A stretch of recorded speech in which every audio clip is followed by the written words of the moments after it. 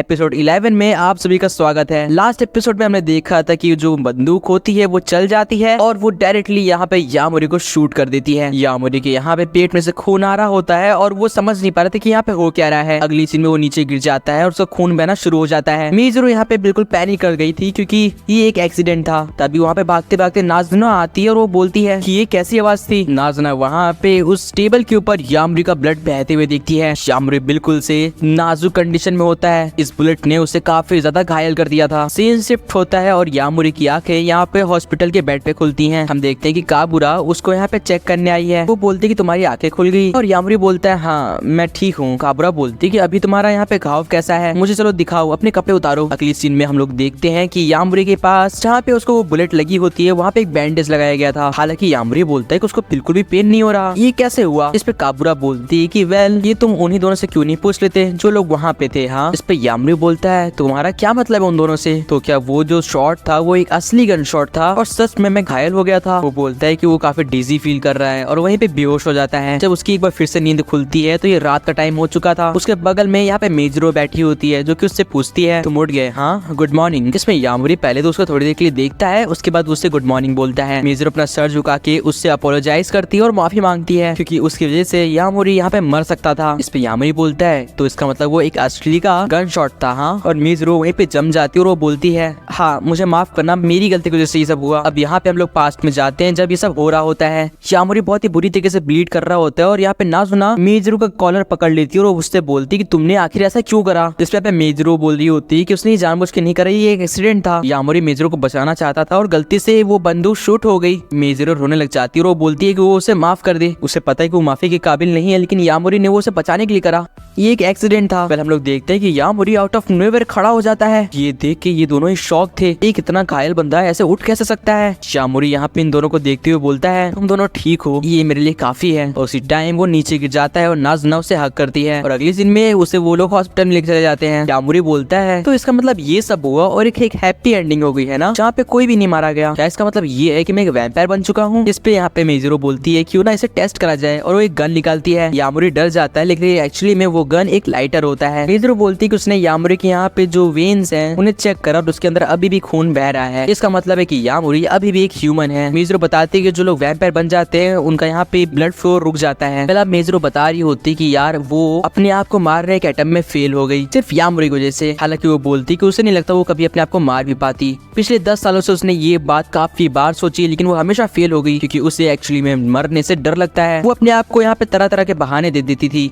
कि उसे अभी वैम्पायर से बदला लेना है, उसे ये करना है, उसे वो करना है, ताकि वो इस बात को टाल सके। और ऐसा करते करते आज ये घटना घट गई, इसलिए वो यहाँ पे इससे माफी मांगती है। 10 साल पहले जैसे उसके पेरेंट्स एक वैम्पायर के द्वारा मारे गए तब से वो यहाँ पे तय कर लिया था उसने कि वो यहाँ पे उन सारे वैम्पायर्स को ही मार देगी। पर वो बोलती कि उसने अपनी लाइफ पूरी बर्बाद कर दी किसी प्लान में। वो नहीं चाहती कि यामोरी अपनी लाइफ बर्बाद करे, वो चाहती कि यामोरी अपना यूथ अच्छे से जिए और वो गलतियां ना करें जो कि यहाँ पे मिज़ुरू ने करी थी। यामोरी बोल रहा होता है कि मिज़ुरू हमेशा से ही मेरा भला चाहती थी, वो हमेशा से ही मेरे को यहाँ पे प्रोटेक्ट करना चाहती थी, बिल्कुल ऐसे जैसे कि मैं उसका चाइल्डहुड वर्जन हूँ। जिसके बाद यामोरी बोलता है कि उसके हिसाब से कोई भी इंसान जो 40 साल का है वो भी काफी ज्यादा यंग होता है। और वो यहाँ पे मिज़ुरू से बोलता है कि अगर तुमने 10 साल पहले अपना हाई स्कूल पास करा था तो शायद से तुम इस टाइम 27 साल की होगी, है ना। इस पे मिज़ुरू बोलती कि नहीं एक्चुअली में वो 28 की, क्योंकि कल उसका बर्थडे जो था। जो कि सुन के यामोरी बोलता है अरे हाँ तुम्हारा बर्थडे तो यहाँ पे हैलोवीन के दिन आता है ना, हैप्पी बर्थडे। और ये सुन के यहाँ पे मिज़ुरू बोलती है कि इन 10 सालों में किसी ने पहली बार उसको बर्थडे विश करा है। सीन शिफ्ट होता है और हम लोग देखते हैं कि मिज़ुरू यहाँ पे टेरेस पे आ चुकी है। वो नाज़ुना से बता रही है कि यामोरी की आंखें खुल गई हैं और वो यहाँ पे सही है। मिज़ुरू उससे माफी मांगने गई थी लेकिन उल्टा यामोरी ने उसको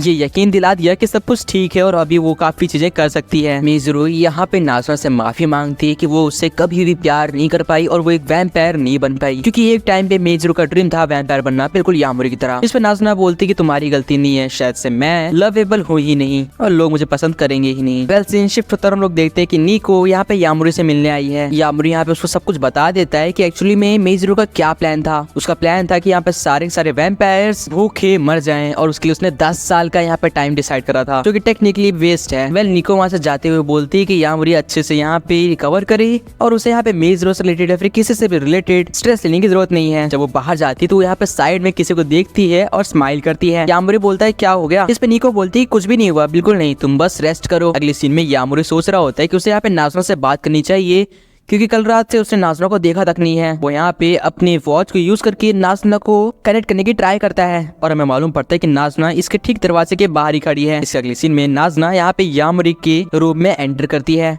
सीन शिफ्ट होता है और हम लोग यहाँ पे मित्रो को देखते हैं जो कि उस मास्क के साथ वापस आ गई थी और वो बोल रही थी तुम्हारे मास्क और तुम्हारे गेटअप के लिए शुक्रिया। इस पे ये बंदा बोलता है कि अरे डिटेक्टिव वाले इंसान तुम वापस आ गए। मित्रो उसके बगल में बैठ जाती है और वो बोलती है कि मुझे भी सीक्रेट दो और दोनों लोग अब यहाँ पे स्मोक करते हैं। ये बंदा पूछता है क्या तुम मेरे साथ यहाँ पे हैलोवीन घूमना चाहोगी। इस पे मित्रो बोलती कि देखो ऐसे तो वो यहाँ पे रात अकेले गुजारना पसंद करती है बट शायद से उसे कुछ नया ट्राई करना चाहिए इसलिए वो इसके साथ ड्रिंक करने चलेगी। सीन शिफ्ट होता है और हम लोग यहाँ पे नाज़ना को देखते हैं जो कि यामोरी को हक करती है। वो उससे बोलती कि सारी उसकी मेस थी जिसमें यामोरी फंस गया इसलिए वो माफी मांगती है और वो थैंक्स भी करती है उसकी यहाँ पे चाइल्डहुड फ्रेंड मिज़रो को बचाने के लिए। यामोरी उसको और हक करता है और वो बोलता है इसकी जरूरत नहीं है। नाज़ना बोलती तुमने तो मुझे डरा ही दिया था, इतनी तेज हक कौन करता है यहाँ। और अगली सीन में यहाँ पे नाज़ना यामोरी को किस करती है। उसके बाद वो बोलती है कि वो काफी ज्यादा खुश है कि यामोरी यहाँ पे सही सलामत है और एक बार वो फिर से उसे थैंक्स करती है। सीन शिफ्ट होता है और हम लोग यहाँ पे देखते हैं कि काबुरा यामोरी के उस घाव का चेकअप कर रही है एंड फन फैक्ट वो पूरी तरीके से हील हो चुका है। नाज़ना यहाँ पे पार्टी क्रैकर्स के साथ इस बात को सेलिब्रेट करती है क्योंकि अब यहाँ पे यामोरी बिल्कुल से ठीक हो चुका है और वो यहाँ पे हॉस्पिटल से बाहर आ चुका है।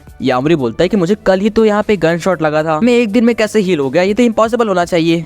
और यहाँ पे मिज़रो ने बोला था कि मैं वैम्पायर नहीं हूँ लेकिन मुझे बिल्कुल भी पेन फील नहीं हुआ था। हमारे हिसाब से इसका आंसर सिर्फ एक इंसान दे सकता है और वो खुद मिज़रो है। सीन शिफ्ट होता है और यहाँ पे मिज़रो को हम लोग देखते हैं जिससे अपने बाल कटवा लिए होते हैं। ये देख के नाज़ना और यामोरी बोल रहे होते हैं कि एक सेकंड ये तो काफी अलग दिख रही है। फिर लोग बोलते हैं कि क्या हमें इस टाइम इससे ये चीज डिस्कस करनी चाहिए क्योंकि मिज़रो काफी ज्यादा सेंसिटिव दिख रही है इस टाइम। मिज़रो इन लोग को बोलती है कि तुमने ही मुझे यहाँ पे बुलाया है, अगर तुम मेरे से बात नहीं करना चाहते तो मैं वापस चली जाती हूँ। सीन शिफ्ट होता है और हम लोग देखते हैं कि ये लोग यहाँ पे कैफे तो नहीं एक रेस्टोरेंट काइंड जगह पे आ जाते हैं जहाँ पे मिज़रो स्मोक कर रही होती है और ये लोग कुछ ड्रिंक्स ऑर्डर करते हैं। नाज़ना बोलती है कि ये सेकंड रुको, मुझे लगा था कि हम दोनों बियर पीने वाले हैं लेकिन तुमने तो जूस मंगाया है। जिस पे यहाँ पे मिज़रो बोलती कि एक्चुअली में वो ड्रिंक नहीं करती है, वो काफी ज्यादा इजीली यहाँ पे ड्रंक हो जाती है इसलिए। जिस पे नाज़ना बोलती कि ये तो बहुत ही बुरी बात है, उसने सोचा था कि वो अपने चाइल्डहुड फ्रेंड के साथ ड्रिंक करेगी और बातें करेगी, जो कि सुन के यहाँ पे मिज़रो इमोशनल हो जाती है और वो भी ड्रिंक मंगा ही लेती है। वो बोलती है वैसे तुम दोनों ने कुछ नोटिस करा, आज कुछ बदला बदला लग रहा है। और ये दोनों बोलते हैं एक सेकंड, ये पक्का अपने बालों के बारे में बात कर रही है। जिसके बाद हम लोग देखते हैं कि मिज़रो अपने बालों को टच करती है और उन्हें सही करती है। इसके बाद यामोरी बोलता है तुम्हारे बाल काफी अच्छे लग रहे हैं, क्या तुमने एक नया हेयर स्टाइल लिया है। इसमें मिज़रो बोलती है हाँ, वो पहली बार यहाँ पे हेयर सैलून में जाके बाल कटवाई है उसने। जो कि सुन के यामोरी बोलता है बाल बचे, मैं अगर एक गलत आंसर देता तो अभी हमारी बोलती बंद हो जाती। वेल मिज़रो बोलती कि उसने ऐसा इसलिए करा है कि अब वो शायद से थोड़ा एक नॉर्मल ह्यूमन की तरह जीना चाहती है क्योंकि उसने अपनी पूरी जिंदगी तो यहाँ पे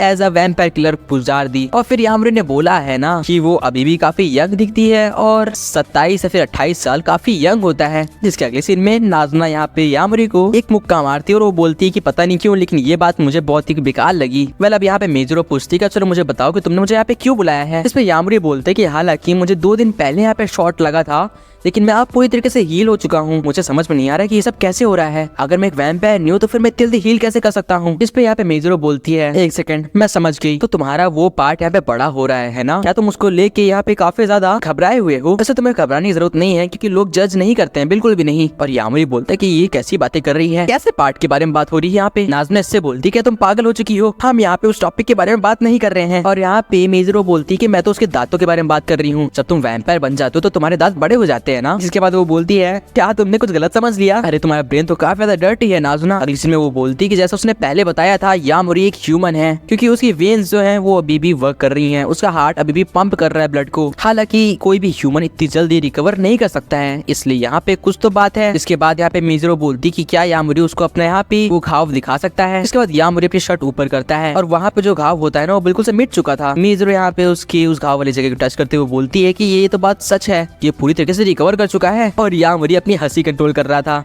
क्योंकि उसे गुदगुदी हो रही थी। वेल यहाँ पे मिज़रो बोलती कि जहाँ तक उसे समझ में आया है यामोरी यहाँ पे कुछ पर्टिकुलर टाइम के लिए कन्वर्ट हो गया था वैम्पायर के अंदर। देखो यहाँ पे ह्यूमन की फीलिंग्स काफी ज्यादा कॉम्प्लेक्स होती हैं, तो उसके हिसाब से यामोरी कुछ टाइम के लिए यहाँ पे नाज़ना के कुछ ज्यादा ही कनेक्ट हो गया था, इसलिए वो काइंड ऑफ वैम्पायर बन गया और जल्दी जल्दी हील कर लिया। यामोरी बोलता है इसका मतलब मैं यहाँ पे वैम्पायर बनने के बाद वापस ह्यूमन बन गया, क्या मैं पूरी तरह से वैम्पायर नहीं बन सकता। जिसमें मिज़रो बोलती है देखो ऐसी बात नहीं है, कुछ लोग तो सिर्फ वो सिर्फ प्यार के नाम पे अफेक्शन करते हैं और कुछ भी नहीं, और वो लगता है कि ये प्यार है। लेकिन अगर तुम सच में वैम्पायर थोड़ी देर के लिए बने थे, इसका मतलब तुम्हारी फीलिंग्स सच थी और तुम एक्ट नहीं कर रहे हो, जो कि अच्छी बात है। वो माफी मांगती क्योंकि एक टाइम पे यहाँ पे मेजरो ने यामोरी से ये बोला था कि वो रोमांटिकली फील नहीं कर सकता है, जो कि सुनने के बाद यामोरी बोलता है कि वो फाइनली चैन की सांस ले सकता है। इसका मतलब है कि वो वैम्पायर बन सकता है ना, इसलिए यहाँ पे 2 घूंट पीने के बाद ही मेजरो पूरी तरह से ड्रंक हो चुकी थी। पर वो इनसे पूछती है कि अभी तक तुम लोग कितने आगे बढ़ चुके हो। हाँ, इस पे ये दोनों ही बोलते कि ये पागल हो गई है क्या? नहीं, ये पूरी तरह से ड्रंक है। अब मेजरो बोल रही होती है तुम दोनों ऐसे छुप छुप के बातें करने मेरे सामने बंद करो, मुझे पसंद नहीं आ रहा। फिर वो बोलती है